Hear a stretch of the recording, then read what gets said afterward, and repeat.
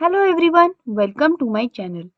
आज हम chapter 5 flip flop registers counters में नेक्स्ट टॉपिक देखेंगे, जिसमें हम clocked RS NOR flip flop देखेंगे।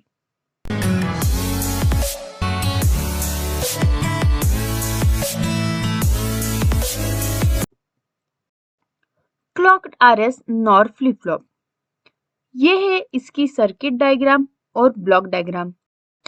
तो यहाँ पे इस फर्स्ट डायग्राम में आप देख सकते हो, हमने यहाँ पे दो एंड गेट लगाए हैं, दो नॉर गेट लगाए हैं। फर्स्ट टू एंड गेट्स को एक एक इनपुट है जो कि है आर और एस, और एक हमने क्लॉक दी है। यहाँ पे हमने क्लॉक दी है, इसीलिए इसे clogged RS NOR flip flop कहा जाता है। दूसरा जो एंड गेट्स है, उसके जो आउटपुट्स है उसे दिया है आर बार और एस बार, और फिर ये क्यू बार जो कि हमारे आउटपुट्स है जो हमें नॉर गेट से मिलेंगे। इस डायग्राम में आप देख सकते हो, हमने जो RS using nor flip flop देखा था वो ये सर्किट है, और उसी को हमने दो एंड गेट्स कनेक्ट किए हैं और क्लॉक दी है और clogged RS NOR flip flop बनाया है। यह है इसकी ब्लॉक डायग्राम, जिसमें हमें यहाँ पे क्लॉक का सिंबल इस तरह से दिखाना है। यहाँ पे ये ट्रायंगल दिखाना जरूरी है, ये आप भूलना मत। ये आर, यहाँ पे आर बार होता है और फिर यहाँ पे क्यू मिलेगा, एस बार और क्यू बार। अब हम इसका वर्किंग देखेंगे। तो सबसे पहले हमने इसमें एंड गेट यूज किया है, तो हम सबसे पहले एंड गेट का डायग्राम देखेंगे और ट्रुथ टेबल देखेंगे। तो एंड गेट की अब एक बार हम रिवीजन कर लेते हैं। एंड गेट का डायग्राम इस तरह से होता है, जिसमें ए और बी दो इनपुट्स है, एक आउटपुट है। जब 0 0 देते हैं तब हमें आउटपुट में 0 मिलता है। 0 1 देते हैं तब भी 0 मिलता है, 1 0 को भी 0 मिलता है। बट जब हम 1 1 देते हैं तो आउटपुट में हमें 1 मिलता है। इस तरह से एंड गेट का वर्किंग है। अब हमने जो RS flip flop using NOR gate देखा था, उसकी वर्किंग भी एक बार हम रिवाइज कर लेते हैं, क्योंकि वो भी यहाँ पे बहुत इंपॉर्टेंट है। आर और एस दो इनपुट्स है, आर एस। जब हम आर और एस को 0 0 दो इनपुट्स देंगे, तब हमें आउटपुट में कोई भी चेंज नहीं मिलेगा, प्रीवियस जो आउटपुट से वही रहेंगे। जब 0 1 देते हैं तो हमें 1 0 आउटपुट मिलता है। 1 0 को 0 1 आउटपुट मिलता है, और 1 1 ये कंडीशन वैलिड ही नहीं है, इसे race around, forbidden, not possible condition कहा जाता है।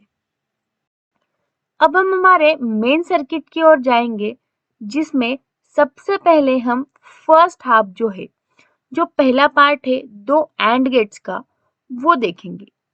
तो अब हमने यहाँ पे ये एंड गेट का ट्रुथ टेबल है जो हमें यहाँ पे काम आएगा, और ये हमारे पूरे सर्किट का जो फर्स्ट हाफ है उसकी डायग्राम है। अब हम आर और एस दो इनपुट्स देंगे, जिसके साथ क्लॉक भी होंगी, तो हमें आउटपुट में आर बार और एस बार मिलेगा। अब सबसे पहले क्लॉक है वो 0 होंगी, तो जब भी 0 क्लॉक होती है तब हमें आउटपुट में कुछ भी नहीं मिलता है, क्योंकि वो सर्किट ऑन ही नहीं होता है। क्लॉक जब 1 रहेंगी तब ही सर्किट ऑन रहता है, ये आपको जरूर याद रखना है। नेक्स्ट हमने 1 क्लॉक दी। जब हमने क्लॉक 1 दी है और इनपुट्स में हमने 0 0 दिया है, यानी कि आर को 0 दिया है और एस को भी 0 दिया है, तब हमें आउटपुट क्या मिलेगा। तो अब ये फर्स्ट एंड गेट देखो, आर को हमने दिया है 0, क्लॉक है 1। इस टेबल में देखो, जब भी 0 और 1 होता है तब हमें आउटपुट 0 मिलता है, यानी कि इन दोनों का यहाँ पे इनपुट है, तो आर बार हमें मिलेगा 0, जो कि यहाँ पे लिखा है। अब फिर से एस को दिया है 0, क्लॉक है 1, यानी कि 0 1 है, तो यहाँ पे भी हमें 0 मिलेगा एस बार को। इसी तरह से सेकेंड कंडीशन है 0 1। यानी कि क्लॉक तो अब हमेशा 1 ही रहेंगी और हमने इनपुट को दिया है 0 और 1। तो जब हम R को 0 देंगे, क्लॉक तो 1 है यानी कि 0 1 है तो R डैश फिर से 0 आएगा जो कि यहाँ पे लिखा है। और अब S है 1, क्लॉक है 1। जब 1 1 होता है तो आउटपुट में 1 मिलता है। इसी वजह से S डैश मिलेगा 1 जो कि यहाँ पे लिखा है। सेम हम नेक्स्ट को भी करेंगे। तो यहाँ पे 1 0 इनपुट दिया है। अब यहाँ पे 1 1 हो गया है। R और क्लॉक 1 1 के लिए होता है 1, इसीलिए यहाँ पे 1 आएगा और 0 1 के लिए होता है 0, इसीलिए यहाँ पे 0 आएगा। उसी तरह से लास्ट इनपुट है 1 1 जिसके लिए 1 और 1 आएगा क्योंकि दोनों ही 1 1 होते हैं। अब हम हमारा नेक्स्ट पार्ट देखेंगे जिसमें यहाँ का R डैश और S डैश तो हमें यहाँ पे मिल गया है। अब ये हमारे आगे के सर्किट को इनपुट्स है और ये है हमारा जो लैच का सर्किट था, जो RS using nor flip flop का टेबल था, वो यहाँ पे लिखा है मैंने। तो R डैश और S डैश है जो कि यहाँ पे हमने पहले ही निकाल लिए हैं। तो अब ये हमारे इस सर्किट के इनपुट्स हो गए। अब जब यहाँ पे क्लॉक 0 है तो कोई भी हमें इनपुट या आउटपुट नहीं मिलता है, तो यहाँ पे नो चेंज आएगा फर्स्ट इसमें। सेकंड में यहाँ पे 0 0 दिया था तो यहाँ पे 0 0 आया है। तो यहाँ पे जब R और S 0 0 होते हैं यानी कि ये सर्किट, इस सर्किट में R और S जब 0 0 है तब नो चेंज है। अब जब 0 1 होता है तो 1 0 आता है क्योंकि ये जो सर्किट है वो हमारा RS using nor flip flop के जैसा ही है, वही है। तो हमें यही ट्रुथ टेबल यहाँ पे रेफर करना है। 1 0 के लिए आएगा 0 1 और 1 1 के लिए आएगा नॉट पॉसिबल कंडीशन यानी कि रेस अराउंड कंडीशन।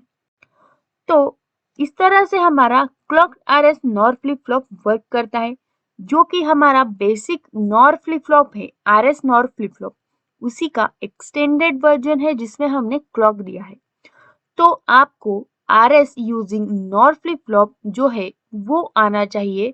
अगर आपका वो पक्का है तो आपको ये सर्किट और इसका ट्रुथ टेबल निकालने में परेशानी बिल्कुल भी नहीं होगी।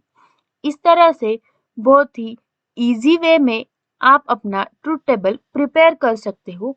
ये ट्रुथ टेबल आपको लर्न करने की जरूरत बिल्कुल भी नहीं है। इस तरह से clogged RS not flip flop की वर्किंग कंप्लीट हो गई है।